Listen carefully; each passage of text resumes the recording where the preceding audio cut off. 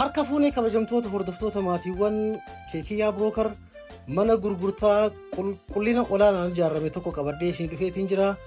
Manni kun ka arkamu laga Tafootti argama.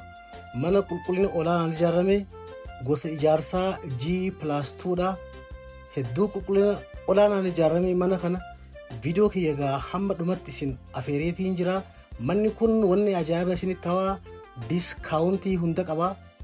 Video Kiya hamma dhumatti na hordofaa isinitti nima.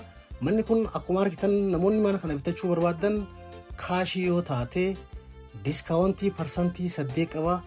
Baankiidhaan yoo taate immoo percentii 50 haal duree nuti haala isiniif mijjeessina. Namoonni video Kiya kana laalaa jirtan like fi share follow repost gochuudhaan odeeffannoo bittaa gurgurtaa manaatiif lafaa yeroo hunda akka isin bira qaqqabutaa isiniin jecha. Manni kun Kare 40 irra jira. Mana hedduu qulqullina olaanaan ijaarame G+2 dha. Namoonni mana kana dhuftanii ilaaluu barbaadan bilbila Kiya asirraa kanaan quunnamaa isiniin jaa. Namoota biyya keessaas ta'ee biyya alaarraa baankiidhaan mana biyya keessatti bitachuu barbaadan haal duree barbaachisaa hunda haala isinii ni mijjeessinaa. Bilbila keenya asirraa kanaan bilbilaatii nu mari'adhaan isiniin jaa.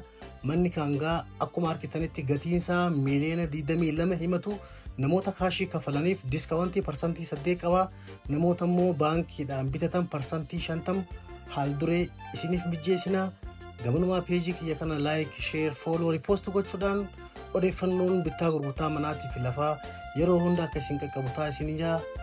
Yeroo gaarii naaf qabaadhaa. Galatooma.